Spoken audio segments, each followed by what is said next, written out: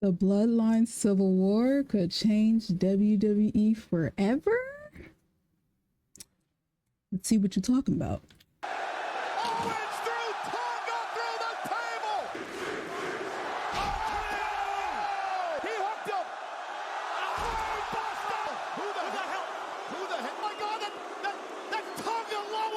Backlash 2024. Bruh. What on earth is up with the Bloodline? In a massive and unexpected twist, the Bloodline got a new member, but it isn't who you But they keeping it spicy and I love it. might have expected. For many, the obvious choice for the next Bloodline member was Jacob Fatu, the ex-MLW star, whose rumored signing with WWE has been public knowledge. But it was the 40-year-old Tonga Loa who made his debut, or we should say returned to WWE after 10 years. Wait, what? The new Bloodline guy used to be in WWE? As a matter of fact, yes, Tonga Loa was a how WWE many of them superstar. are there? While most wrestling fans who are aware of him likely know him from his 8-year stint with New Japan Pro Wrestling, he actually spent 5 years in WWE, a tenure that saw him team with Hunico, aka the future Sin Cara. The name that Tonga Loa went by was Camacho, and let's just say that he was a full-fledged enhancement talent whose WWE release was a blessing in disguise.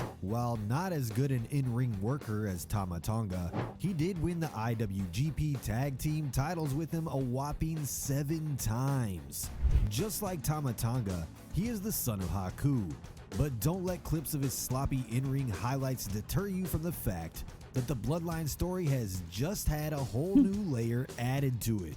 Remember around SummerSlam last year when fans were complaining that the Bloodline storyline had fully run its course after Jimmy Uso's underwhelming turn on his brother Jay? You aren't hearing very many of those complaints now, and it's by design that the story has a whole new twist to it. Looking at how things have played out since WrestleMania 40 when Roman Reigns lost the undisputed WWE Universal Championship to Cody Rhodes, a few things are evident. A. It's not Paul Heyman who is the brains of the faction, and one of the key figures calling the shots is Solo Sikoa, or so we're made to think. B.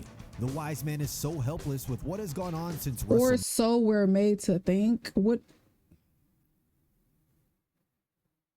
Okay, that's... And that was best exemplified in the backstage segment at Backlash, where he seemed to give a desperate stare to Jey Uso, which appeared to be more like a cry for help.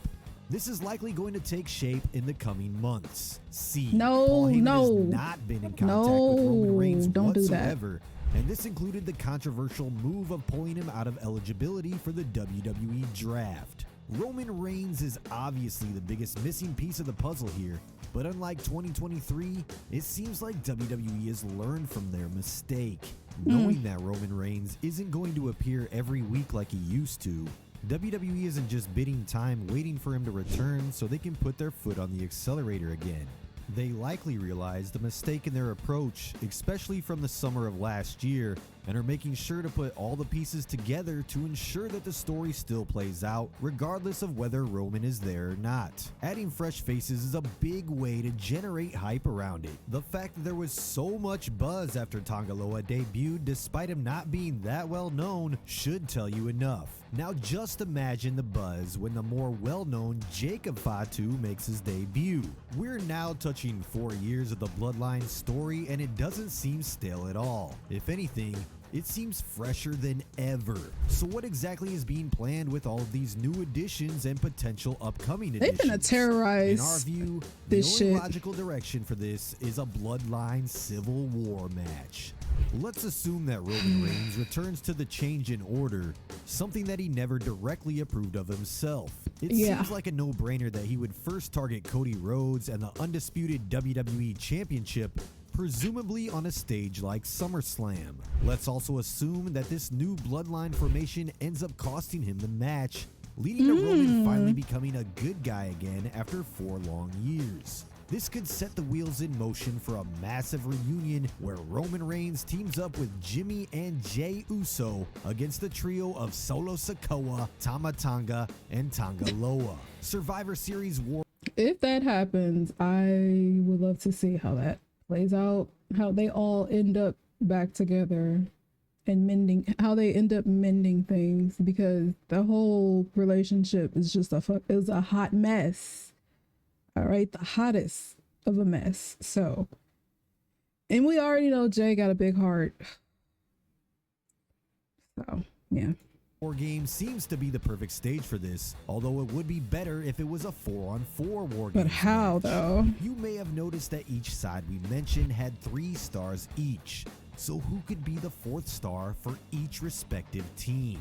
This is where the big twist comes in, and it's revealed that the final boss, The Rock, was the true puppet master the whole time. All the orders, the new members, and big decisions were made by The Rock and not Solo Sikoa. On Roman's side, Shout out to one of my viewers, TJ. He said that in my comments that it could be The Rock behind all of this shit.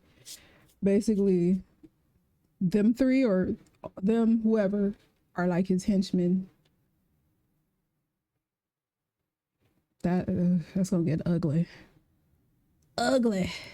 a star like Jacob Fatu would effortlessly slot in. All of this, of course, is assuming that The Rock would get back in the ring for a War Games match, something that isn't guaranteed at all. Assuming it does happen, it would be the perfect way to set up a Rock versus Roman Reigns match at WrestleMania 41. That's also assuming that The Rock doesn't face Cody Rhodes. But that's where the confusion starts, because the Raw after WrestleMania 40 opening segment appeared to tease a match between The Rock and Cody down the line. If The Rock versus Cody is the direction, then there are still a lot of ways WWE could go with Roman Reigns at WrestleMania 41 in Las Vegas. Perhaps Las Vegas will be the stage where the incredible story of the Bloodline finally comes to a fitting conclusion. But until then, keep tuning in, because the twists and turns are only beginning. Thank you for watching.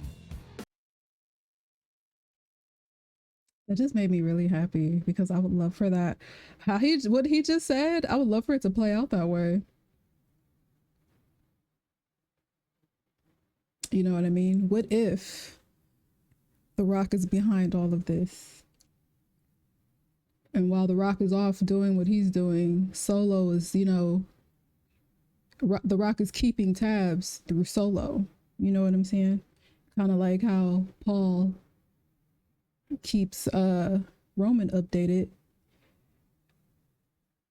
Solo is what Paul is to Roman, you know? So that'd be good to see. But that's gonna do it for this reaction. Make sure y'all leave some likes and comments down below. Let me know what you guys think. I will see y'all in the next one. Toodles.